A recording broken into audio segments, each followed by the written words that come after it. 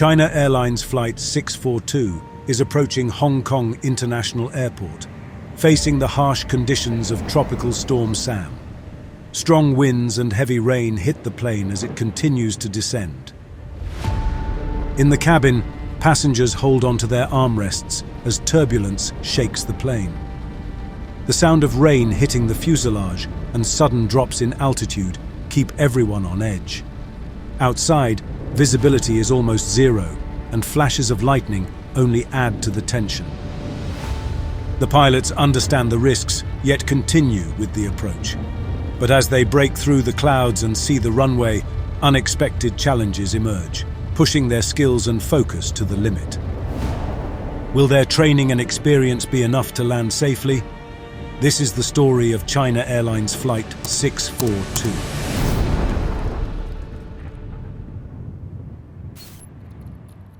It is August the 22nd, 1999, and China Airlines Flight 642 is being prepared for its journey from Bangkok to Taipei, with a stopover in Hong Kong.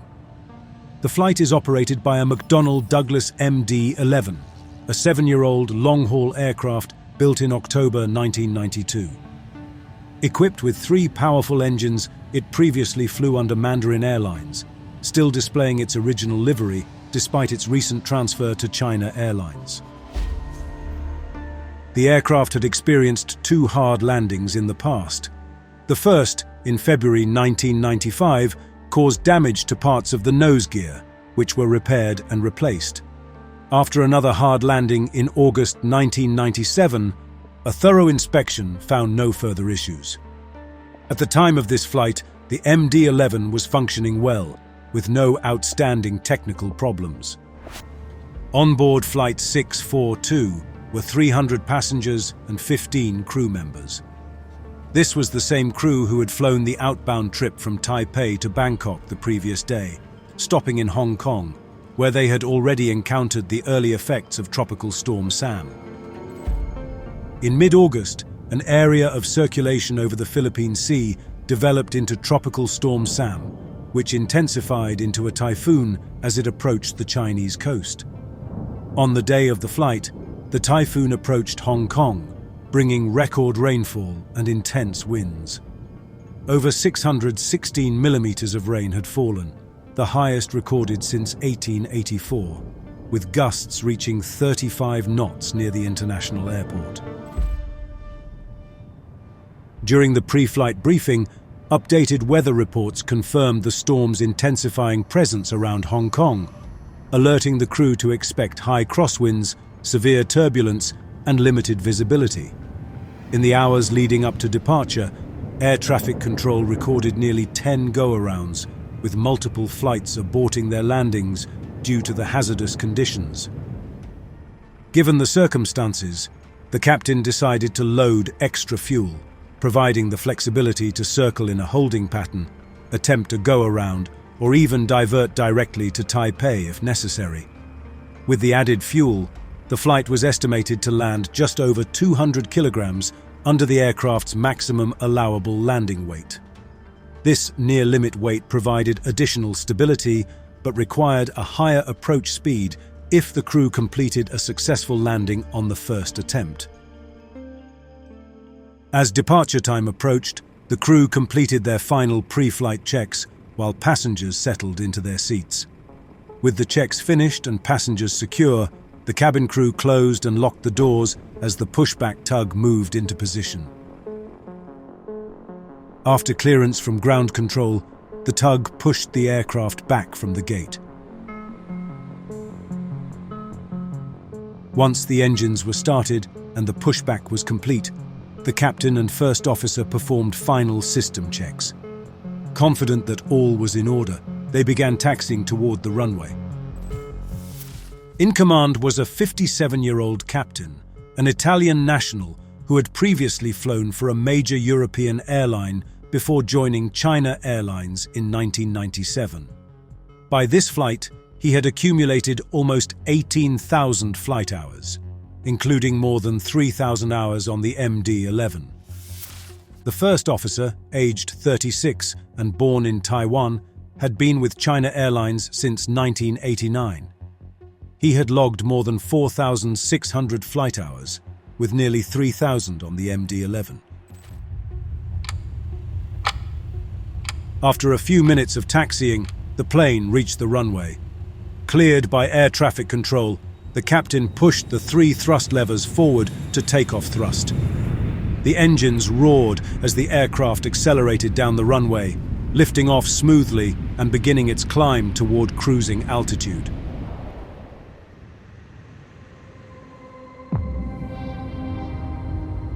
Once they leveled off, everything progressed as planned.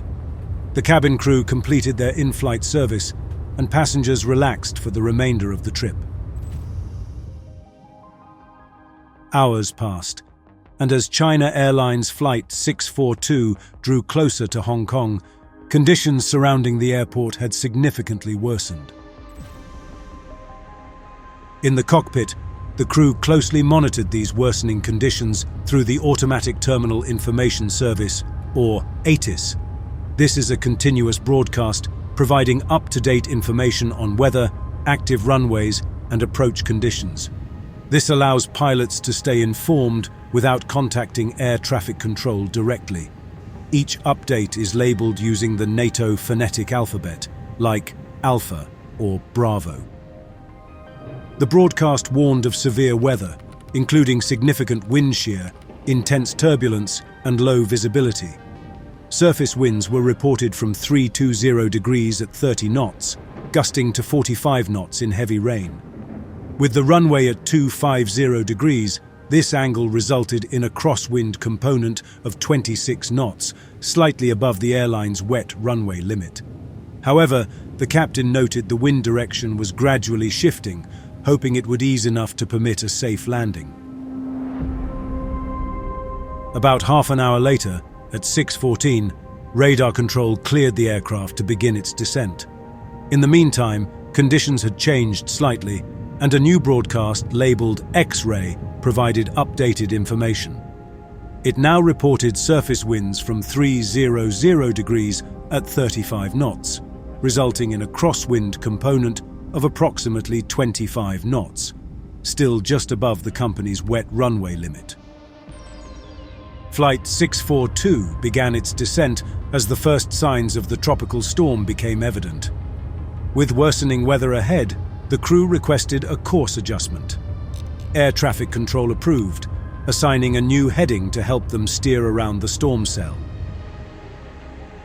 As they navigated around the turbulent weather, the captain began briefing for an approach to runway 25 left, which the latest ATIS update had confirmed as the active runway. Partway through, the first officer interrupted, insisting that they were actually cleared for runway 25 right. Trusting the first officer's input, the captain decided not to question it further, and they continued their preparations as planned.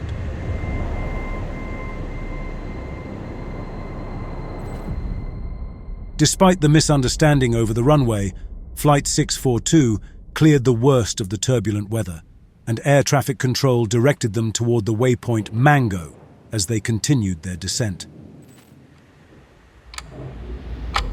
At 6:25, the crew was handed over to approach control, which began radar vectoring them for what they still believed was an ILS approach to runway 25 right. As they descended further, the flight entered worsening weather around Hong Kong. Rain and wind intensified, prompting the crew to activate the aircraft's anti-ice system to prevent ice buildup on critical surfaces like the wings and engines. Passengers in the cabin could feel the storm. The plane shook in the wind, rain poured against the windows, and flashes of lightning lit up the surrounding clouds. In the cockpit, the crew listened as Hong Kong Approach broadcasted a warning to all nearby aircraft. A recent arrival had experienced a lightning strike around 400 feet during the approach. It was a clear reminder of the challenging conditions awaiting them. The crew acknowledged this and began configuring the aircraft.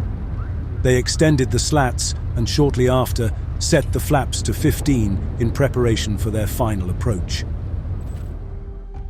As they neared the airport, Hong Kong approach directed the aircraft to a heading of 230 degrees and cleared them for an ILS approach to runway 25 left. Only then did the pilots realize the runway mix-up, prompting an immediate rebriefing on the correct procedures. Under heightened pressure, the captain quickly rebriefed the minimums and go-around procedure. Despite the added workload, they adjusted smoothly and refocused their ILS approach for runway 25 left. The ILS, or Instrument Landing System, is a precision radio navigation system that provides short-range guidance to aircraft during their approach to a runway. Although it can be used in any weather, it is especially valuable in poor weather or low visibility conditions, such as those caused by a tropical storm. The ILS works via two types of radio signals, the localizer and the glide slope. The localizer helps the pilots or the autopilot keep the aircraft aligned with the runway centerline. It tells the pilots whether the plane is too far to the left or right and helps guide it back to the correct path. The glide slope helps the pilots control the aircraft's descent angle, making sure it follows the correct slope down to the runway. It indicates whether the plane is too high or too low on the approach. About 14 nautical miles from touchdown, the aircraft was transferred to Hong Kong Tower and instructed to continue the approach.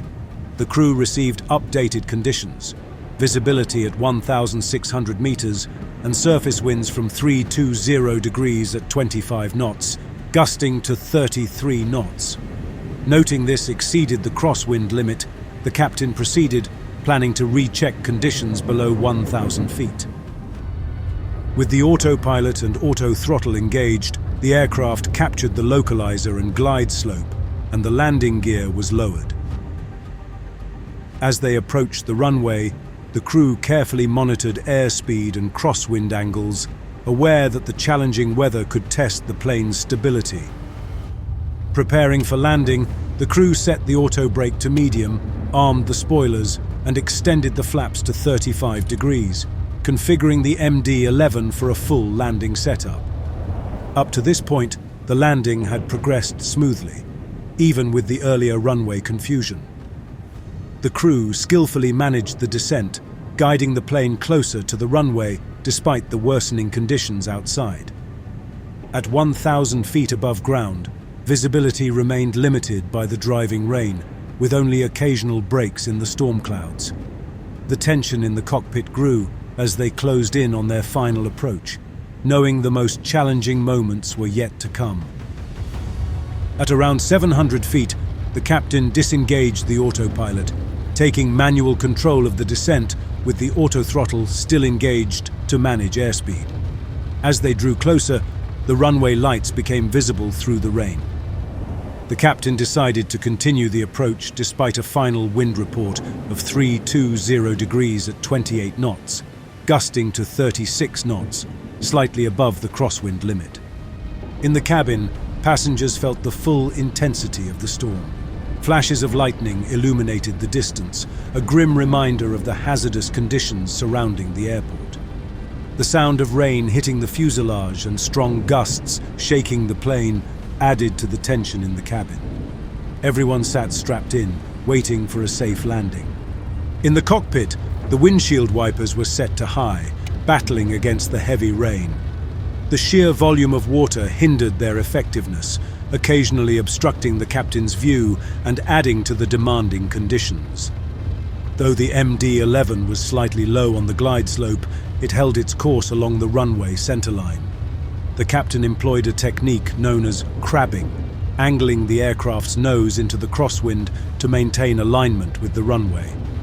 So far, so good, but as they approached 300 feet, a sudden drop in indicated airspeed caught the crew's attention. The first officer called speed to alert the captain to the unexpected loss. The captain immediately advanced the throttles, pushing the airspeed up to 175 knots, about 15 knots faster than intended. Quickly correcting, he reduced the thrust to bring the speed back under control. As the thrust decreased, The aircraft descended through the 50-foot mark, prompting the auto-throttle system to bring the engines to idle in preparation for landing. At this critical stage, the airspeed dropped rapidly, likely due to a sudden loss of headwind combined with the early reduction in thrust. This caused a significant loss of lift, accelerating the descent rate to a dangerous 18 feet per second. The captain attempted to flare the aircraft by pulling back on the control column to lift the nose, but although the nose lifted slightly, the descent rate remained too high.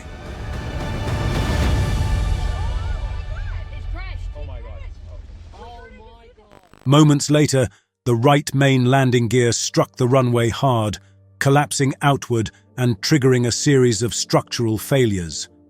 Almost immediately, the right engine cowling hit the runway, tearing open upon impact and further destabilizing the aircraft.